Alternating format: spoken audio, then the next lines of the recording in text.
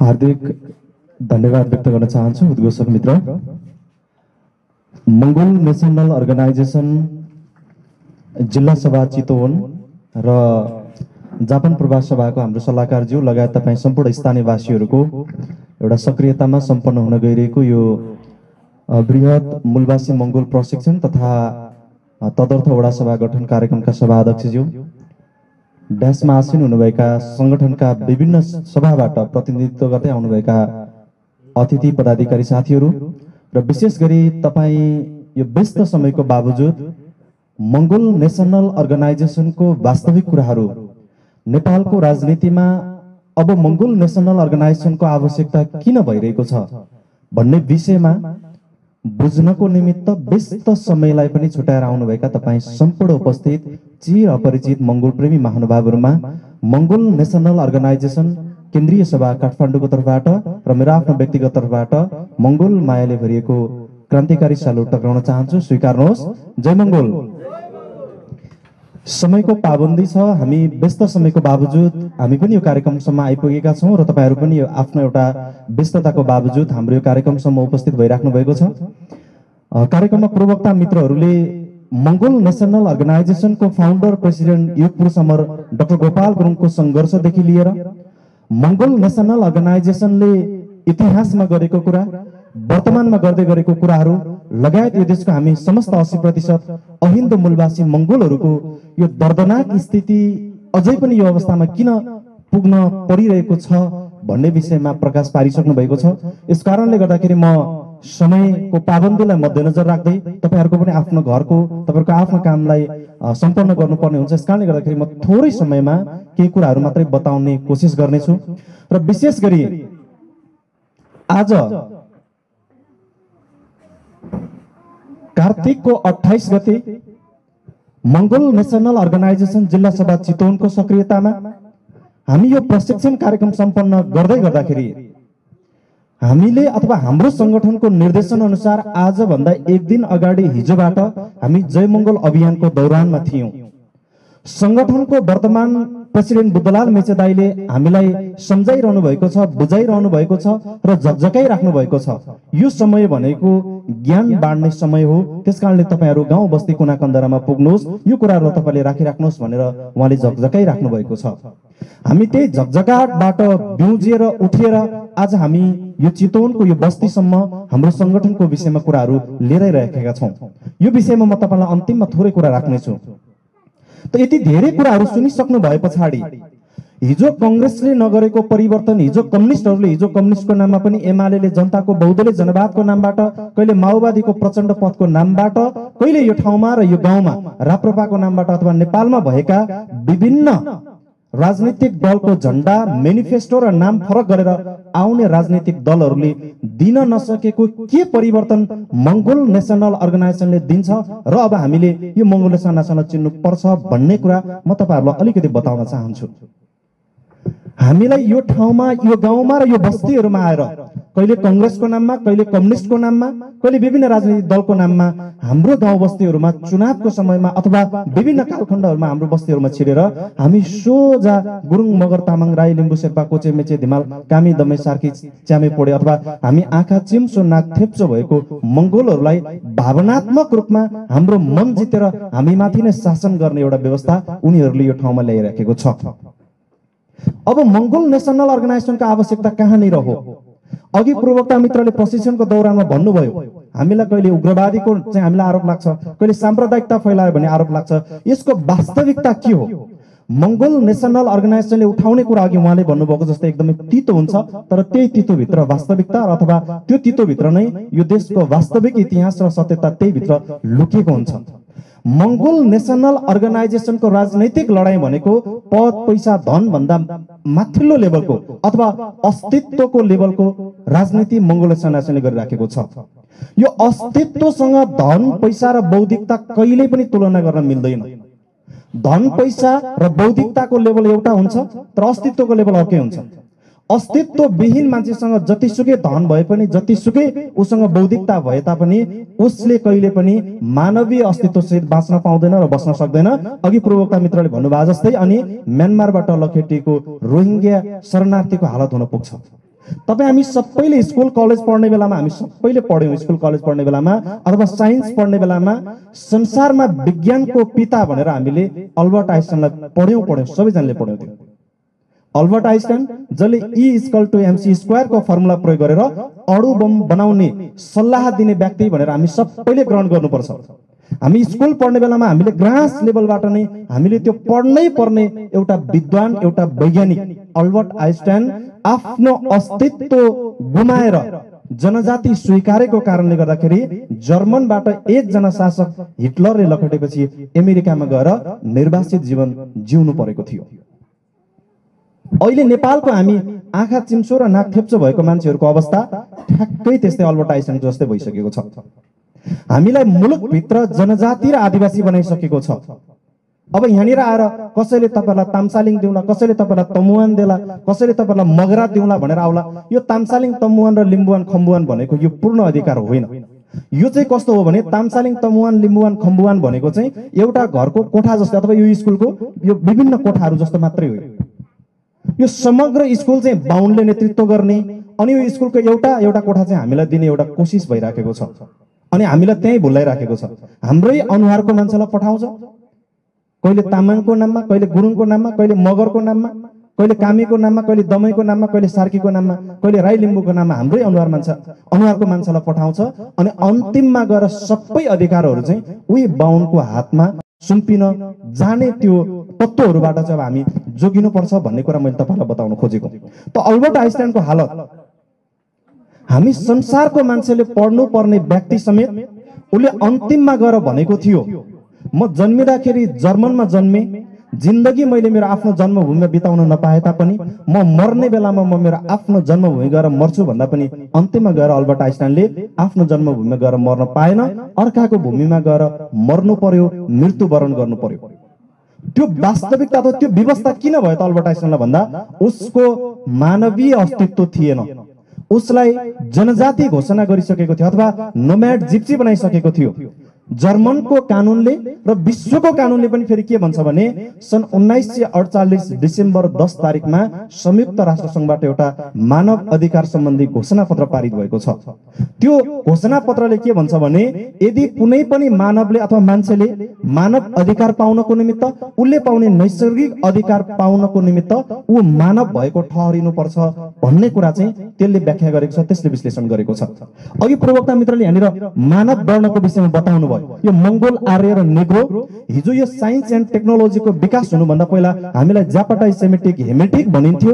यो ज्यापाटाइज, सेमेटिक र हेमेटिकलाई नै संसारमा एन्थ्रोपोलोजिस्टहरूको विकास भइसके पछाडि, संसारमा साइन्स एन्ड टेक्नोलोजीको विकास भइसके पछाडि त्यसलाई नै मंगोलाइट, ककसाइड र नेग्रोइट भनेर हामी अहिले मंगोल, आर्यन र नेग्रोको रूपमा संसारमा यो रेशियल हिसाबले हामीलाई विभाजन गरिएको छ।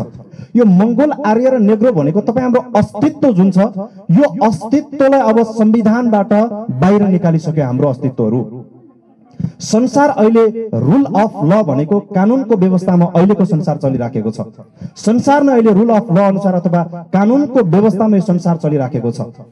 कानुनी व्यवस्थामा संसार चल्दै गर्ने क्रममा फेरि कानुनले कसरी परिभाषा गर्छ भने कानुन जान्दैन भन्दैमा, कानुन कसैले नजान्नु त्यो उसको गल्ती हो, तर उसले कानुन जानेन भने पनि उसलाई कानुनले छोड्दैन, कानुनले दण्डित बनाउँछ नै बनाउँछ।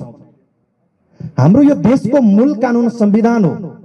यो देशको मूल कानुन संविधान भित्र नै हाम्रो हक, अधिकार र अस्तित्वहरू सुरक्षित नभएसम्म तपाईँ हाम्रो राजनैतिक अधिकार, हाम्रो शैक्षिक अधिकार, हाम्रो आर्थिक अधिकार, हाम्रो धार्मिक अधिकार, हाम्रो सामाजिक तथा सांस्कृतिक अधिकार, यो कुनै पनि अधिकार ग्यारेन्टी हुँदै हुँदैन।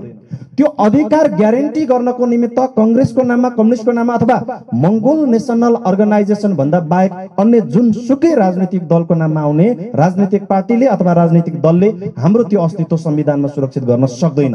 हो, त्यो कुरा चाहिँ मंगोल नेशनल अर्गनाइजेसनले गर्न सक्छ।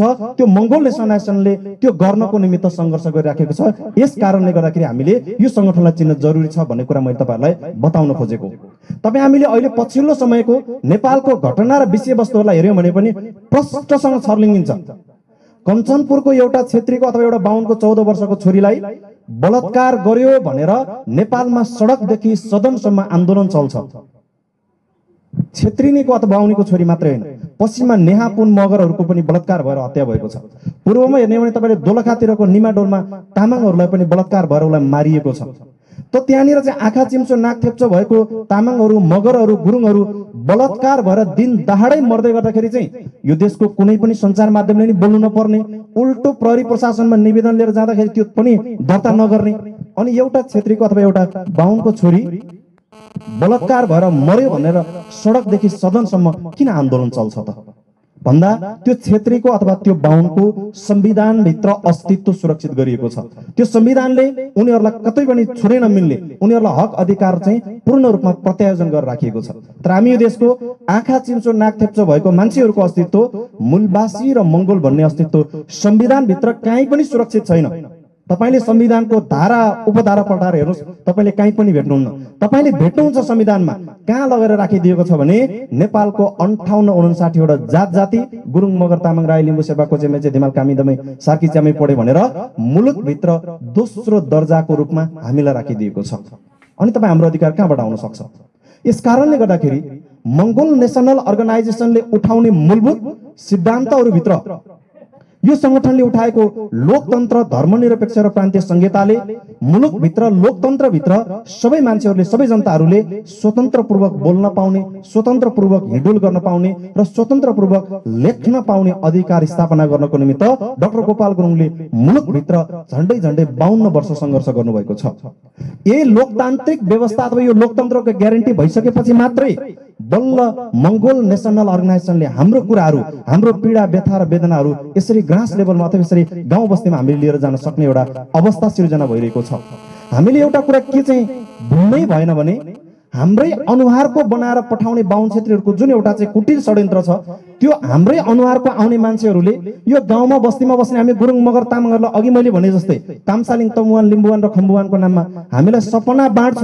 त्यो सपना भनेको हामीलाई गाउँ गाउँमा आएर दुना बाँडेको जस्तै हो। अनि गाउँ गाउँमा आएर मसिनो सपना बाँड्छ।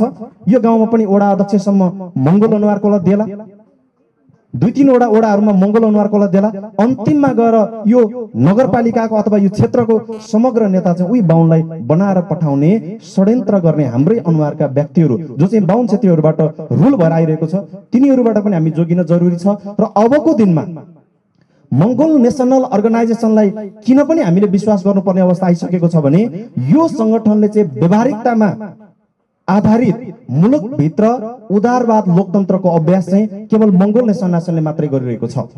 हिजो संसारमा हामीले अघि पूर्वका मित्रले बुद्ध र डाक्टर गोपाल गुरुङको विषयमा प्रस्ताउनु भयो। संसारको इतिहासमा हिजो महामानव सिदाहा बुद्ध र डाक्टर गोपाल गुरुङ उहाँहरू दुईजनाको सबै कुराहरू मिल्ने विषयमा जसरी बताउनु भयो, हिजो सिदाहा बुद्ध र डाक्टर गोपाल गुरुङलाई पनि भद्रगोल जेलभित्र 3 वर्ष राजद्रोहको मुद्दा लगाएर चाहिँ उहाँलाई जेलमा हालिएको थियो भने सिदाहा बुद्धलाई पनि त्यहाँनिर राजद्रोहको मुद्दा लगाएर त्यो दरबारबाट अथवा त्यो राज्यबाट चाहिँ लखेटिएको इतिहास थियो। त्यो वास्तविक इतिहासलाई छोपिदियो र त्यहाँनिर अब बाहुन क्षेत्रीहरूले षड्यन्त्र गरेर के भन्दै भने बुद्ध भनेको चाहिँ सन्यासी हुनको निमित्त उसले मरेको मान्छे देख्यो, वृद्ध मान्छे देख्यो, बच्चा मान्छे देख्यो भनेर त्यहाँनिर चाहिँ त्यसको इतिहासलाई बङ्ग्याइदिएको छ। सिदाहा बुद्धले पनि हिजोको दिनमा हिन्दू, आर्य, क्षेत्री र बाहुनहरू आजभन्दा 3500 वर्ष पहिला भारत भित्रिसके पछाडि उनीहरूले त्यहाँनिर वर्णाश्रमी व्यवस्था अथवा वर्णाश्रममा आधारित व्यवस्था, जातपातमा आधारित व्यवस्था ल्याइसकेपछि त्यही क्षेत्री बाहुनले सिदाहा बुद्धको बाबुलाई सिकाएको त्यो वर्ण व्यवस्थालाई उसको बाबुले स्वीकारिसके पछाडि बुद्धले पनि संसारमा यो वर्ण व्यवस्थामा आधारित सबैभन्दा माथि ब्राह्मण, क्षेत्री, वैश्य, शूद्रको जुन एउटा जात व्यवस्था, एउटा कास्ट सिस्टम छ, यो कास्ट सिस्टम अथवा यो जात व्यवस्था भनेको संसारको मानवको हितमा होइन, मानवको अहितमा छ। यसको निमित्त संसारको सबै मान्छेहरूलाई हित हुनको निमित्त समानता, स्वतन्त्रता र भातृत्व आवश्यक छ भनेर हिजो सिदाहा बुद्धले जुन कुरालाई अगाडि सार्नु भएको थियो त्यही कुरालाई डाक्टर गोपाल गुरुङज्यूले लोकतन्त्र, धर्मनिरपेक्ष र प्रान्तीय संहिताको रूपमा अगाडि सार्नु भएको छ। भनेपछि अब हामीले यहाँनिरबाट बुझ्नुपर्ने एउटा कुरा के हो भने हिन्दू, आर्य, क्षेत्री र बाहुनहरू भनेको नेपालमा जस्तो सुकै कानुन बने तापनि उनीहरू मनोवादी सोचबाट ग्रस्त छ, वर्ण व्यवस्थाबाट चाहिँ उनीहरू प्रेरित भएर वर्ण व्यवस्थामा आधारित व्यवहारलाई उनीहरूले लागू गर्दै लगिराखेको छ। तर मंगोल नेशनल अर्गनाइजेसनले यो मुलुकमा मान्छेहरू जन्मिँदाखेरि नै कोही चाहिँ राजकाज गर्न जन्मिने, कोही चाहिँ मान्छेहरू वैश्य भएर जन्मिने, कोही शूद्र भएर जन्मिने होइन। मान्छे जन्मिँदा सबै मान्छेहरू चाहिँ आमाको कोखमा 8-9 महिना 9-10 महिना गर्भभित्र बसेर जन्मिने मान्छे, स्वतन्त्रपूर्वक जन्मिने मान्छेको अधिकार सबैलाई बराबर हुनुपर्छ भन्ने अधिकारको निमित्त आवाज उठाउने व्यक्ति चाहिँ डाक्टर गोपाल गुरुङ हुनुहुन्थ्यो। भने पछाडि अब मंगोल नेशनल अर्गनाइजेसनले अगाडि सारिरहेको विषय भनेको मुलुकभित्र यो देशमा हिन्दू, आर्य, क्षेत्री र बाहुनहरूले लोकतन्त्रभित्र जसरी हाम्रो अधिकारहरूलाई कुण्ठित पारिरहेको छ, त्यो कुण्ठित पार्ने अधिकार अथवा कुण्ठित पारेको अधिकारहरूलाई चाहिँ लोकतन्त्र, उदारवाद लोकतन्त्रमा आधारित भएर नेपालको समग्र जनताहरूलाई, यहाँको गुरुङ, मगर, तामाङ, राई, लिम्बू, शेर्पा, कोचे, मेचेको मात्रै कुरा आएन, इभन बाहुन क्षेत्रीहरूको पनि उनीहरूको राजनैतिक, आर्थिक, धार्मिक, शैक्षिक, सामाजिक तथा सांस्कृतिक जति अधिकारहरू छ, यो अधिकार चाहिँ अब इक्वल भएर जानु पर्यो अथवा मंगोल नेसनले उठाएको इक्वलिजममा आधारित भएर जानु पर्यो। तर नेपालमा भइदियो के भने 20% हिन्दू, आर्य, क्षेत्री र बाहुनहरूले हामी 80% अहिन्दू मूलवासी मंगोलहरूको 73% राजनैतिक अधिकार, हाम्रो शैक्षिक अधिकार, हाम्रो आर्थिक अधिकार, हाम्रो धार्मिक अधिकार, हाम्रो सामाजिक तथा सांस्कृतिक अधिकार 73% मंगोलहरूको अधिकारलाई पनि कुण्ठित गरेर उसको 20% सहित 20% हिन्दू, आर्य, क्षेत्री, बाहुनहरू चाहिँ 93% अधिकार ओगटेर बसिराखेको छ भने हामी 80% अहिन्दू मूलवासी मंगोलहरू चाहिँ हामी जम्मा 7% अधिकारमा हामी कुण्ठित भएर त्यहाँभित्र रुमन लिएर त्यहाँभित्र कोचिएर बस्नुपर्ने एउटा अवस्था छ। त मंगोल नेशनल अर्गनाइजेसनको अबको आवाज भनेको अथवा मंगोल नेशनल अर्गनाइजेसनको अबको बाटो भनेको हामी फेरि त्यो 100मा 100% अधिकार हामी 80% ले लिनुपर्छ भन्ने होइन। हामी 80% अहिन्दू मूलवासी मंगोलहरूको 73% अधिकार जसरी हिन्दू, आर्य, क्षेत्री, बाहुनहरूले कुण्ठित पारेको छ त्यो अधिकार चाहिँ मंगोलहरूलाई नै फिर्ता ल्याउनु पर्यो र बाहुन क्षेत्रीहरू 93 बाट 20% अधिकारमा झर्नु पर्यो। मंगोलहरू 7% अधिकारबाट 80% अधिकार पाउने बन्नु पर्यो भन्ने माग चाहिँ मंगोल नेसनले अथवा यो कुरालाई चाहिँ मंगोल नेसनले व्यावहारिक रूपमा अगाडि सारिरहेको अवस्था हो। तर यहाँभित्र अहिले पछिल्लो समयमा हाम्रो संगठनलाई अथवा मंगोल नेसनको कुरालाई अलिकति विद्रोही जस्तो देखाउनको निमित्त, यो संगठनको कुरालाई उत्तेजित बनाउनको निमित्त हाम्रै संगठनको अथवा मंगोलकै अनुहार मिल्ने व्यक्तिहरूलाई चाहिँ अगाडि सारेर मंगोल भनेको चाहिँ एकदमै सांप्रदायिकता, अलिकति उदण्ड स्वभावको, अलिकति विखण्डन ल्याउन खोज्ने भन्ने हिसाबले चरितार्थ गर्ने कोसिस भइराखेको छ। मंगोल नेसनल बाटो त्यो होइन। मंगोल नेशनल अर्गनाइजेसनको बाटो भनेको संसारमा भएको 3वटा दर्शन एकदमै महत्त्वपूर्ण 3वटा दर्शन मध्ये मंगोल नेशनल अर्गनाइजेसनले अँगालेको बाटो भनेको लिबरलिजममा आधारित अथवा लिबरल डेमोक्रेसीमा आधारित उदारवाद लोकतन्त्रको बाटो मंगोल नेशनल अर्गनाइजेसनले अँगालेको छ। मंगोल नेशनल अर्गनाइजेसनको कुरालाई अब हामीले बुझ्नै पर्नुको मूलभूत कारण भनेको विशेष गरी नेपालको हामी 80% जनताहरू चाहिँ शासित भइरहेका छौं, 20% हिन्दू, आर्य, क्षेत्री, बाहुनहरू चाहिँ शासक भइराखेको अवस्था छ। अथवा यसलाई हामीले सामान्य भाषाबाट हेर्ने हो भने हाम्रो शरीरको बडीको अर्ग्यानहरू जति छ यो हाम्रो शरीरको 20% भाग काम लाग्ने, 80% भाग काम नलाग्ने बनाएको जस्तै अवस्था हो नेपालको अवस्था। यस कारणले गर्दाखेरि यो देशको विकास, समृद्धि, यो देशलाई अलिकति विकास उन्मुख चरणमा अगाडि बढाउनको निमित्त लगायत यो मुलुकलाई समृद्ध बनाउन नसक्ने एउटा परिपाटी चाहिँ हिन्दू, आर्य, क्षेत्री र बाहुनहरूको हातमा मात्रै मुलुकको सत्ता बसेको कारणले यस्तो भइरहेको छ। यसमा चाहिँ विशेष गरी हामी मंगोल समुदायको व्यक्तिहरूले विशेष गरी डाक्टर गोपाल गुरुङज्यूको लोकतन्त्र, धर्मनिरपेक्ष प्रान्तीय संहितामा आधारित उदारवाद लोकतन्त्रको दर्शन र सिद्धान्तलाई हामीले अन्तर्हृदयबाट बुझ्न जरुरी छ। र विशेष गरी हामी यो दीपावली, हिन्दू, आर्य, क्षेत्री, बाहुनहरूले भन्ने गरेको तिहार र हामी मंगोल नेसनले अगाडि बढिराखेको यो बलिहाङ पर्व पनि यो पछिल्लो समयमा मंगोल नेसनले अलिकति चाहिँ व्यापक रूपमा अगाडि बढाइराखेको छ। र यो बलिहाङ पर्व भनेको चाहिँ विशेष गरी मंगोलहरूसँग जोडिएको, मंगोल मध्ये पनि सीधा बुद्धसँग जोडिएको पर्व हो। यो पर्वलाई चाहिँ क्षेत्री र बाहुनहरूले विशेष गरी हिन्दूहरूले चाहिँ यसलाई धमिल्याउनको निमित्त उनीहरूले के कोसिस गरे भने यो बलिहाङ पर्व अथवा तिहार भन्ने पर्वमा चाहिँ हिन्दूहरूले यो पर्वलाई चाहिँ बिगार्नको निमित्त, यो पर्वलाई चाहिँ धमिल्याउनको निमित्त लक्ष्मी पूजाको नाममा, गाईलाई पूजा गर्ने नाममा, गोरुलाई पूजा गर्ने नाममा, कागलाई, कुकुरलाई पूजा गर्ने नाममा यसलाई चाहिँ छायामा पार्ने कोसिस गरेको छ। यसको वास्तविकता अलिक फरक छ। हिजो महामानव सिधाहा बुद्ध कपिलवस्तु दरबारमा राजा शुद्धाधनसँग उसको चाहिँ त्यो वर्ण व्यवस्थामा आधारित व्यवस्था उसको बाबुले स्वीकारे पछाडि त्यहाँनिर बाबुसँग टकराव भएर दरबार छोडेर निस्के पछाडि करिब 29 वर्षको उमेरमा महामानव सिधाहा बुद्धले दरबार छोडेर निस्किसक्नु भए पछाडि 6 वर्षसम्म उहाँको निरन्तर अध्ययन भएको थियो। 6 वर्षसम्म उहाँको मस्तिष्कमा एउटै कुरा के खेल्यो भने मेरो बुवाले अहिले हिन्दू आर्य क्षेत्री बाहुनहरूले अथवा वर्णाश्रमी व्यक्तिहरूले सिकाएको वर्णाश्रमी व्यवस्था यो संसारको लागि राम्रो छ, या मेरो पुर्खाले 5000 वर्ष पहिलादेखि चलाउँदै ल्याएको मंगोल संस्कृति ठिक छ कि यो बाहुन क्षेत्रीहरूले ल्याएको वर्णाश्रमी व्यवस्था ठिक छ भनेर त्यसलाई कन्फर्म गर्नको निमित्त, त्यसलाई डिसिजन लिनको निमित्त सिधाहा बुद्धले 6 वर्षसम्म निरन्तर अध्ययन गरिसक्नु भए पछाडि करिब 35 वर्षको उमेरमा सिधाहा बुद्धले वर्तमान भारतको बुद्धगयाको बोधि वृक्ष मुनि उहाँले अन्त्यमा वैशाख पूर्णिमाको दिनमा बोधिसत्व प्राप्त गरेको, अथवा भनेको त्यति बेला उहाँले चाहिँ फाइनल डिसिजन लिनुभयो। मेरो बुवाले स्वीकारेको वर्ण व्यवस्थामा आधारित जुन एउटा व्यवस्था छ त्यो व्यवस्था चाहिँ गलत छ, त्यसले चाहिँ उच्च नीचको कुरा सिकाउँछ। मान्छेहरू जन्मिँदै बाहुन क्षेत्री भनेको ठुला हुन्, गुरुङ मगर तामाङ कामी दमे सार्की चामी पोडे भनेका साना हुन् भन्ने जुन व्यवस्था छ त्यो चाहिँ गलत व्यवस्था रहेछ। मेरो मंगोल पुर्खाहरूले चलाउँदै ल्याएको मंगोल संस्कृति भनेको समानता, स्वतन्त्रता र भातृत्वमा आधारित, यो चाहिँ राम्रो रहेछ भनेर फाइनल डिसिजन गरेको दिन चाहिँ वैशाख पूर्णिमाको दिनमा सिधाहा बुद्धले डिसिजन गर्नुभएको थियो। जुन दिनमा बुद्धले भारतको बोध गएको बोधि वृक्ष मुनि बसेर अहिले बोधिसत्व प्राप्त गरेको भनेर हामीले त्यसलाई इतिहासमा हामीले पढ्छौँ बुझ्छौँ। त्यो भनेको बोधिसत्व प्राप्त गरेको भनेको अघि हाम्रो पूर्वका मित्रले रिसर्च भने जस्तै सिधाहा बुद्धले पनि रिसर्च गरेर त्यो चाहिँ अहिलेको स्थितिमा भन्ने हो भने त्यो चाहिँ डक्टरेट पीएचडी गरेको स्वसरको अध्ययन चाहिँ सिधाहा बुद्धले गर्नुभएको थियो। त्यति बेला त्यो वैशाख पूर्णिमाको बेलामा बुद्धले त्यो अध्ययन गरिसके पछाडि फाइनल डिसिजन लिएर चाहिँ बोधिसत्व ग्रहण गरिसक्नु भए पछाडि उहाँले बोधिसत्व ग्रहण गरेको कुरा चाहिँ कपिलवस्तु दरबारमा पनि त्यति बेला त्यसको हलचलहरू, त्यसको होहल्लाहरू फैलिन आइपुग्यो। त्यो आइसकेपछि बुद्धको बाबु राजा सुदाधनले चाहिँ आफ्नो छोराले चाहिँ बोधिसत्व ग्रहण गरेर अथवा बुद्ध चाहिँ भगवान भइसकेको कुरा थाहा पाए पछाडि कपिलवस्तु दरबारको राजा अथवा बुद्धको बाबु राजा सुदाधनले चाहिँ बुद्धलाई आफ्नो दरबारमा फिर्ता बोलाउँछ। तपाईले आएर अब जानेको ज्ञान चाहिँ यहाँको प्रजाहरूलाई अथवा जनताहरूलाई पनि तपाईले सुनाइदिनु पर्यो भनेर बोलाउँदाखेरि बुद्धले त्यति बेला के भन्नुहुन्छ भने वर्तमान कपिलवस्तु भनेको अहिले तराईमा पर्छ, त्यो लुम्बिनी कपिलवस्तु भनेको तराईको भूभागमा पर्छ। वैशाख पूर्णिमाको बेलामा उहाँले त्यो ज्ञान अथवा बोधिसत्व ग्रहण गरिसक्नु भए पछाडि जेठ असार साउन भदौ भनेको बर्खाको समय हो। यो बर्खाको समयमा तराईतिर अब सर्प बिच्छीहरू पनि लाग्न सक्छ, हिलो चिप्लो मैलो पनि हुन सक्छ। यस कारणले गर्दाखेरि म यो समयमा आउन सक्दैन, यो जेठ असार साउन भदौको समयमा आउन सक्दैन, म कार्तिक औँसीको समय पारेर मात्रै त्यहाँ दरबारमा फर्किन्छु भनेर सिधाहा बुद्धले एउटा सूचना आफ्नो बाबुको दरबारमा त्यो सूचना पठाइसक्नु भएपछि राजा सुदाधनले त्यति बेला त्यहाँको प्रजाहरूलाई एउटा निर्देशन के दिनुहुन्छ भने मेरो छोरा सिधाहा चाहिँ बुद्ध बनेर फेरि यो चाहिँ राज्यमा अथवा यो ठाउँमा चाहिँ फर्किँदै हुनुहुन्छ।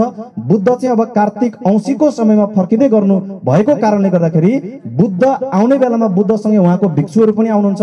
त्यो भिक्षुहरूलाई स्वागत गर्नको निमित्त बाटोघाटो सफा गर्नु, त्यसपछि उहाँहरूलाई स्वागत गर्नु र कार्तिक औँसीको समय भनेको रातको बेला हुन्छ, त्यति बेला चाहिँ तपाईहरु सबैजनाले आफ्नो घरको दैलोमा बाटोतिर चाहिँ बत्ती बाल्नु भन्ने एउटा निर्देशन चाहिँ सुदाधन राजाले अथवा भगवान बुद्धको बाबुले त्यति बेला त्यो निर्देशन पठाउनुहुन्छ अथवा त्यो निर्देशन चाहिँ त्यहाँको स्थानीय जनताहरूलाई दिनुहुन्छ। त्यही निर्देशन मुताबिक अहिले हामीले मान्ने बलिहाङ पर्वमा हामीले बत्ती बाल्ने कुरा, अनि अहिले चाहिँ हाम्रो के संस्कार बसाइदियो त हिन्दू आर्य क्षेत्री बाहुनहरूले भने त्यति बेला चाहिँ खासमा बुद्ध र बुद्धको भिक्षुहरू जसले चाहिँ मंगोल संस्कृतिलाई पहिलाएर त्यो ज्ञानको ज्योति छर्न आउने भिक्षुहरूलाई स्वागत गर्नको निमित्त भनेर चाहिँ राजा सुदाधनले हामीलाई घर लिपोत गर्नको निमित्त बाटोघाटो सफा गर्नको निमित्त सिकाउनु भएको थियो।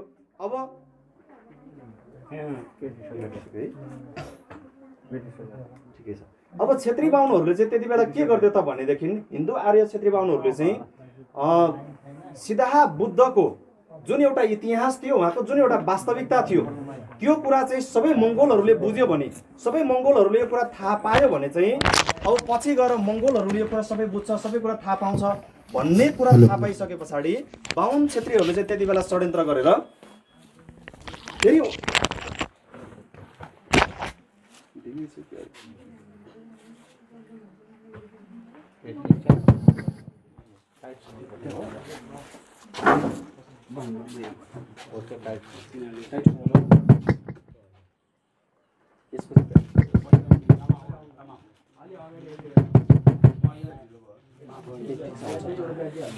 त्यति बेला यो बुद्धको वास्तविकता चाहिँ सबै मान्छेहरूले थाहा पाउँछ भन्ने कुरा चाहिँ बुझेर अनि अहिले हामीलाई के संस्कार सिकाइदियो त भन्दा दीपावलीको बेलामा अथवा तिहारको बेलामा चाहिँ हामीले त्यो बाटो लिपपोत त गर्ने, बाटोबाट दैलोसम्म लिपपोत त गर्ने, तर लिपपोत गरेर बुद्धको भिक्षुहरूलाई स्वागत होइन, अब चाहिँ लक्ष्मी भित्राउने भन्ने चाहिँ हामीलाई गलत संस्कार अथवा गलत इतिहास चाहिँ बाहुन क्षेत्रीहरूले अथवा हिन्दूहरूले हाम्रो मस्तिष्कमा हालिदियो। त्यो भएपछि हामीले अब के भन्यो त भन्दा लक्ष्मीलाई पूजा गरिसके पछाडि चाहिँ हामीले धन पाउने रहेछौँ भनेर हामी काम गर्नुको साटो लक्ष्मी पूजा गर्नपट्टि लाग्ने एउटा स्थिति बनाइदियो। भने पछाडि क्षेत्री बाहुनहरूले चाहिँ त्यति बेला षड्यन्त्र गरेर बुद्धको वास्तविकतालाई चाहिँ बुद्ध चाहिँ त्यति बेला कार्तिक औँसीको समयमा उहाँ दरबार फर्किनु भयो।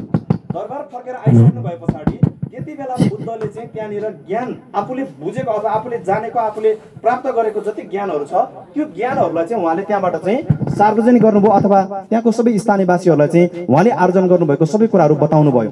त त्यो बेला भनेको चाहिँ बुद्धले ज्ञान बाँडेको समय, राम्रो समय। तर क्षेत्री बाहुनहरूले हामीलाई के बनाइदियो त भने त्यो बेला भनेको चाहिँ हामीले लक्ष्मी पूजा गर्नुपर्छ भनेर हाम्रो ध्यान नै अर्कोतिर मोड्ने काम गरिदियो। एउटा षड्यन्त्र त्यो भएको छ त्यहाँनिर। अर्को षड्यन्त्र भनेको चाहिँ कार्तिकको समयमा भारतमा हिन्दू आर्य क्षेत्री बाहुनहरूले दलित बनाएको, हिन्दूहरूले दलित बनाएर कहिले पनि हक अधिकार पाउँदै नपाउने बनाइदिएको।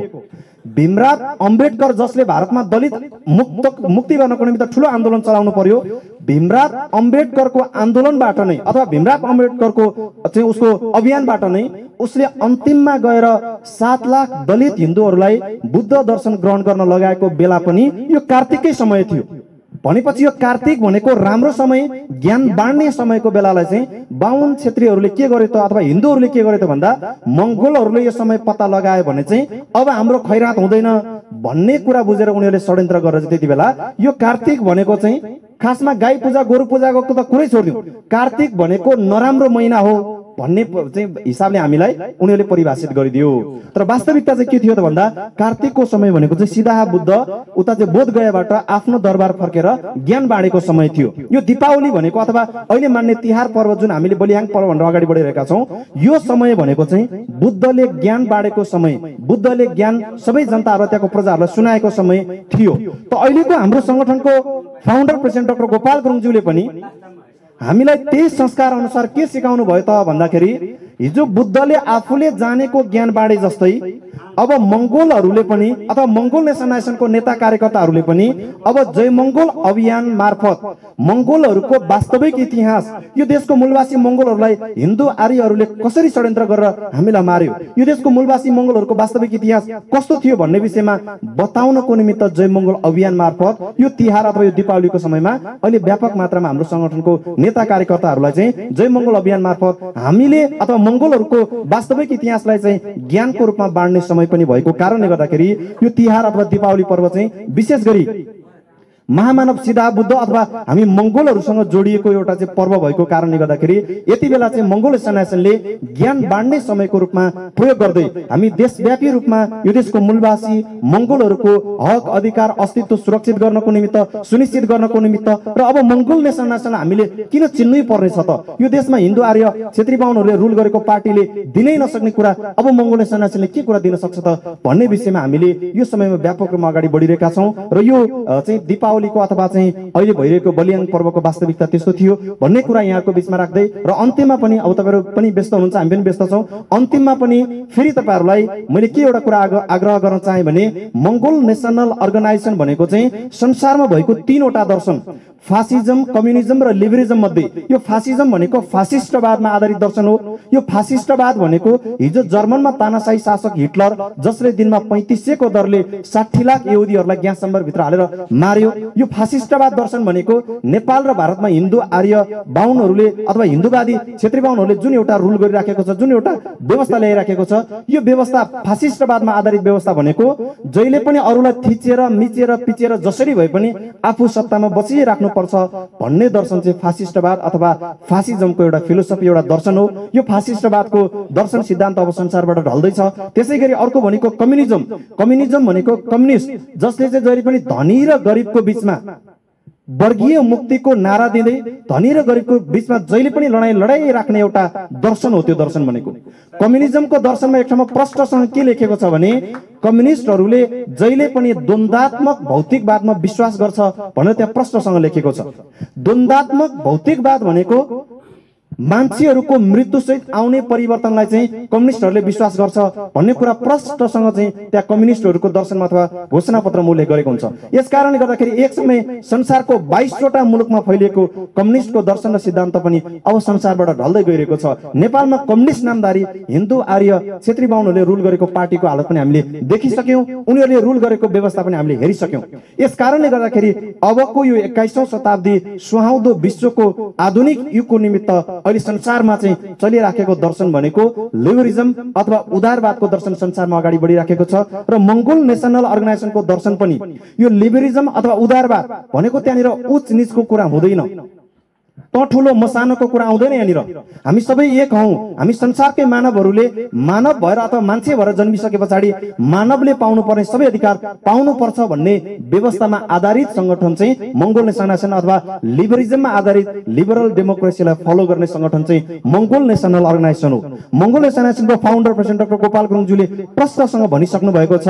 उहाँले यो संसारमा मैले माथि फर्केर हेरे त्यहाँ चाहिँ एउटा मैले विशाल आकाश देखेँ, तल फर्केर हेरे एउटा मैले विशाल धरती मात्र देखेको छु, अरु केही छैन। यो संसारमा धनी गरिबको कुरा अथवा यो संसारमा उच्च नीचको कुरा केही पनि हुनु हुँदैन। यो मान्छे जन्मिँदाखेरि सबैजना उस्तै भएर जन्मिन्छ। यस कारणले संसारको सबै मानवहरूले मानव अधिकार पाउन जरुरी छ।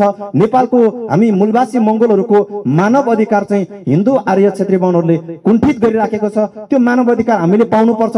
यसको मान्यता फेरि मंगोलहरूको हातमा सत्ता आएपछि बाहुन क्षेत्रीको मानव अधिकार कुण्ठित गर्नुपर्छ भन्ने होइन। बाहुन क्षेत्रीको पनि मानव अधिकार पाउनुपर्छ र हामी 80% हिन्दू मूलवासी मंगोलहरूको लुटेर भुटेर खाएको मानव अधिकार पनि पाउनुपर्छ भन्ने चाहिँ मंगोल नेशनल अर्गनाइजेसनको खास धारणा हो। यस कारणले गर्दाखेरि तपाईँ हामी सबैले यो मंगोल नेशनल अर्गनाइजेसनको कुरालाई एकचोटि वास्तविकतामा अन्तर गहिराइमा गएर बुझ्न जरुरी छ। हामीलाई क्षेत्रीय बाहुनहरूले जहिले पनि भन्छ जनता भनेको जनार्दन हुन्, त्यसकारण तपाईहरु ठुलो भन्दै आउँछ। उले त हामीलाई चुनावको बेला मात्रै ठुलो बनाउँछ, अरु बेला जहिले पनि उनीहरु मात्रै ठुलो हुन्छ। यस कारणले गर्दाखेरि अब चाहिँ हामीले एउटा कुरा के बुद्धि पुर्याउन जरुरी छ भने हामी जिन्दगी भर हामी वर्षमा 364-65 दिन मध्ये हामी झण्डै वर्षमा 300 दिन यति मरिमेटेर काम गर्छौं। काम कसको लागि गर्छौं त भन्दा आफ्नै पेटको लागि काम गर्छौं अथवा मेरो आउने भावी सन्तान छोरा नाति पनातिको निमित्त, मेरो घरको मिसेसको निमित्त, मेरो राम्रो घरको निमित्त, मेरो राम्रो घरबार बनाउनको निमित्त भनेर हामी अरबको खाडीतिर जान्छौं। हामी यही नेपालमा बसेर नि विभिन्न ठाउँमा खतरनाक कामहरू गरेर हामीले वर्षभरि काम गर्छौं। त्यो वर्षभरि काम हामीले आउने पुस्ताको निमित्त भनेर गर्न सिकेको अथवा जानेको हामी मंगोलहरूले अब चुनावमा भोट हाल्ने दिनमा पनि छातीमा हात राखेर परिकल्पना गरेर भन्नुपर्छ। तपाईले वर्षभरि पसिना चुहाएर आफ्नो छोरा नाति पलातेको निमित्त सोच्ने मान्छेले अब केही गर्नु पर्दैन। चुनावमा भोट हाल्ने बेलामा तपाईले पसिना पनि बगाउनु पर्दैन। तपाईले हालेको भोट कसैले देख्दै पनि देख्दैन। त्यो भोट हाल्ने बेलामा चाहिँ तपाईले एकचोटी छातीमा हात राख्नै पर्ने बेला आइसकेको छ। तपाईले त्यो राख्न सक्नु भएन भने तपाई हाम्रो छोरा नाति पलातीले हामीलाई धिक्कार नै छ। हामीलाई मुलुकभित्र अघि पूर्ववक्ता मित्रले भन्नुभयो डीएफआईडी को नामबाट हामीलाई देशभित्र उता विदेशमा चाहिँ मूलवासीको नाममा पैसा माग्ने, देशभित्र आएर चाहिँ यही देशको भूमिपुत्र मूलवासी मंगोलहरू अथवा यही देशको चाहिँ मालिकहरूलाई मुलुक भित्र नै शरणार्थी बनाउने अभियानमा बाहुन क्षेत्रीहरू तीव्र रूपमा लागिरहेको छ। यस्तो कुराहरू हामीले बुझ्न सकेनौं र चुनावको बेलामा बुद्धि पुर्याउन सकेनौं भनेदेखि हाम्रो भविष्य खतम हुन्छ। मैले सधैँभरि भन्ने गरेको छु, बाली बिग्रियो भने एउटा वर्ष बिग्रिन्छ, तर राजनीति बिग्रियो भने तपाईँ हाम्रो भविष्य बिग्रिन्छ। बाली बिग्रियो भने यसपालि बिग्रियो अर्को वर्ष राम्रो फलाउन पाइन्छ। यसपालि मकै नफल्ला अर्को वर्ष हामीले पानी राम्रो लगाउँछौं, मल खनजोत हामीले चाहिँ गोडमेल राम्रो गर्छौं, राम्रो फल्छ। तर 5 वर्षमा आउने एउटा चुनावमा भोट हाल्ने बेलामा तपाईँ अन्तिममा गएर 2 चोकटा मासु, अघि सरले भन्नुभयो जस्तै 2 चोकटा मासु त्यो राँगाको हो कि खसीको हो कि ब्रोइलरको हो कि त्यतापट्टि सम्झिन थाल्नुभयो भने तपाईँ हाम्रो आउने भावी सन्तान र सन्ततिहरूको सबै हक अधिकार कुण्ठित पार्छ। यस कारणले गर्दाखेरि बुद्धि हामीले कति बेला पुर्याउनु पर्यो भने भोट हाल्ने बेला बुद्धि पुर्याउनु पर्यो। त्यो भोट हालेको भनेको हामीले बारीमा मकैको बिउ रोपे जस्तै हो। अब हामीले मकैको बिउ रोप्ने बेलामा हामीले आफ्नो बारीमा हाल्ने कि अर्काको बारीमा हाल्ने त्यो छुट्याउनु पर्यो। अनि बारीमा हाल्ने बेलामा यो बारी कसको त्यो बारी कसको त्यो पनि छुट्याउनु पर्यो। त्यति मकैको गेडा अथवा बिउ हाल्ने बेलामा अथवा भोट हाल्ने बेलामा अर्काको बारीमा गएर हालेपछि फल्ने बेलामा तपाईले रोप्न त त्यहाँ अर्काको बारीमा गएर तपाईले मकैको बिउ नै रोप्नु होला। फल्ला हुर्केला, फलिसकेपछि यो मेरो हो भनेर तान्न खोज्नु भने तपाईलाई दिँदैन, किनकि त्यो बारी त अर्कैको नाममा छ, त्यो बारी अर्कैको, त्यो उसैले लिन्छ। हाम्रो अहिलेसम्मको भएको त्यस्तै हो। हामीले गजक्क हामी गचकेर हाल्दिन्छौं, तर अर्काको बारीमा परेको परे हाम्रो अधिकार गएको गए भइराखेको छ। यस कारणले गर्दाखेरि तपाईँ हामी सबैजनाले एकचोटि चाहिँ हामी आँखा चिम्चो नाक थेप्चो भएको मान्छेहरूको पीडा हामीलाई मात्रै थाहा हुन्छ। बाहुन क्षेत्रलाई थाहा हुँदैन त्यो पीडा। हाम्रै अनुहारको मान्छे पठाउँछ, पीडा उसलाई पनि थाहा हुन्छ, तर पीडा थाहा भएर पनि उसले माथि गएर त्यो पीडाको निमित्त बोल्न सक्दैन, किनभने त्यहाँनिर माथि बसेर हल्लाउने चलाउने रिमोट कन्ट्रोल गर्ने भनेको त्यही क्षेत्रीय बाहुनहरू नै हुन्छ। उसले उठ भन्दा उठ्नुपर्छ, बस भन्दा बस्नुपर्छ, जा भन्दा जानुपर्छ, आइजो भन्दा आउनुपर्छ। त्यस्तोहरूबाट हाम्रो चाहिँ भविष्य पनि छैन, हाम्रो हक अधिकार अस्तित्व पनि सुनिश्चित हुँदैन। तपाईँ हाम्रो यही चितवन जिल्लाबाट जितेर गएको गृहमन्त्री, पहिला पहिला जित्नु भएको यहीँको गृहमन्त्री हुनुहुन्छ, उहाँको हालत पनि त्यही हो। प्रचण्डले जा भन्दा जानुपर्छ, आइजो भन्दा आउनुपर्छ। त्यस्तो व्यक्तिहरूबाट तपाईँ हाम्रो अधिकार सुनिश्चित हुँदैन।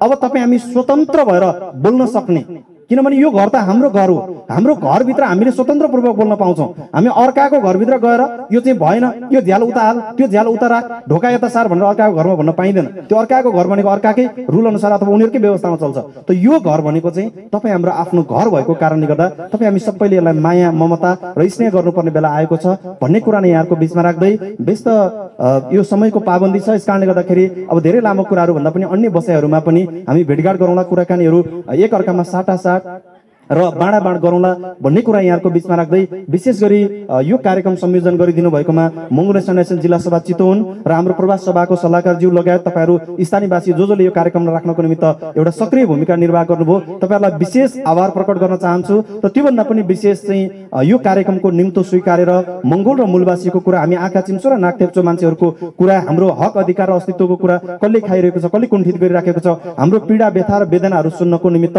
तपाईँहरूको व्यस्त समयको बावजुद पनि यो कार्यक्रमसम्म आइदिनु भएकोमा र त्यो समय दिइदिनु भएकोमा म तपाईँ सम्पूर्ण उपस्थित यो कार्यक्रममा आउनुभएका सम्पूर्ण महानुभावहरूलाई पनि विशेष धन्यवाद व्यक्त गर्दै आगामी दिनहरूमा फेरि भेट्ने बाचासहित अहिलेको निमित्त यहाँहरूबाट बिदा हुन चाहन्छु। हस्त, जय मंगोल।